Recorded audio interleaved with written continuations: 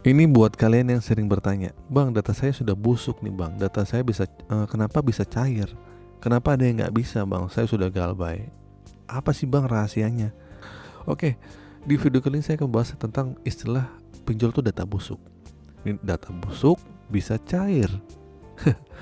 Mungkin sebagian orang besar kalian akan bertanya-tanya, kenapa ya ada data busuk di pinjol itu, di beberapa aplikasi pinjol yang lain itu bisa cair. Nah, sebenarnya data busuk itu agak sulit untuk cair. Tapi ada juga nih orang yang datanya sudah busuk, sudah galbay beberapa kali, itu bisa cair. Saya cuma bilang mungkin hoki ya. Jadi begini, ada penjelasan yang lebih panjang nih. Masuk data busuk itu adalah data kalian ketika kalian itu sudah pernah gagal bayar di pinjol A, maka itu sudah dipastikan adalah data busuk, tanda kutip seperti itu. Maka banyak orang yang mengambil istilah data busuk. Mungkin jadi gitu ya teman-teman ya. Bisa cair, tetap busuk, tidak bisa cair, dan lain sebagainya loh. Ini seperti itu. Nah, mungkin ada pertanyaan lain ketika data busuk dalam tanda kutip, data kita itu sudah masuk blacklist atau SLIK OJK dan sebagainya gitu. Nah, maka tidak bisa meminjamkan di tempat lain, pasti otomatis ditolak atau autol ketika pengajuan pinjaman. Cuman kenapa sih ada beberapa di aplikasi pinjaman online yang datanya itu sudah jelek kayak tadi, tapi masih bisa mencairkan?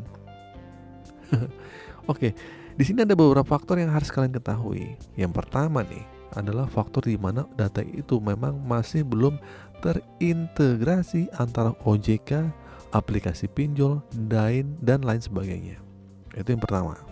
Sehingga data-data orang yang gagal bayar itu, si OJK sendiri pernah bilang bahwa kelemahan ini merupakan kelemahan sistem saat ini ya.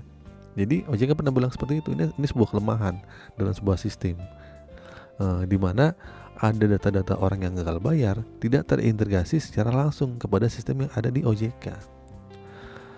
Ini katanya juga merupakan program yang di tahun 2023 ini, yang dimana katanya OJK tuh pingin semua data itu terintegrasi.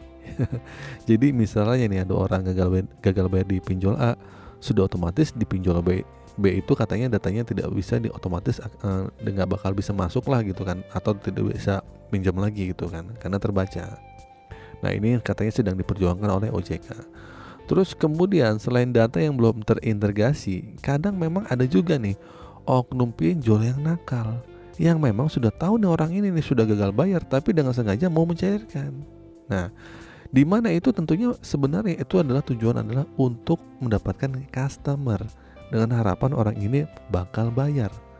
Jadi sebenarnya ini merupakan kesalahan yang dilakukan oleh oknum pinjol yang tidak bertanggung jawab.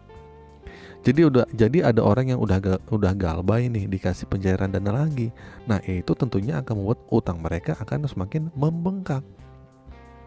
Nah, hal itulah yang sebenarnya melatar belakangi bahwa kenapa kok ada pinjol yang mencairkan dananya ketika kalian sudah pernah gagal bayar gitu.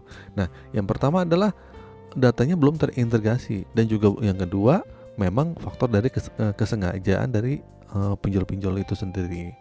Nah, itu adalah beberapa faktor ya jawaban yang mungkin harus kalian ketahui. Kenapa kok bisa sudah galbay di sini masih bisa pinjol di sana. Bahkan juga ada nih orang-orang yang sudah galbay di pinjol A, terus kemudian datanya sudah jelek dimanapun gitu, tidak bisa mencairkan, sedangkan katanya sih terus teman-teman malah bisa gitu.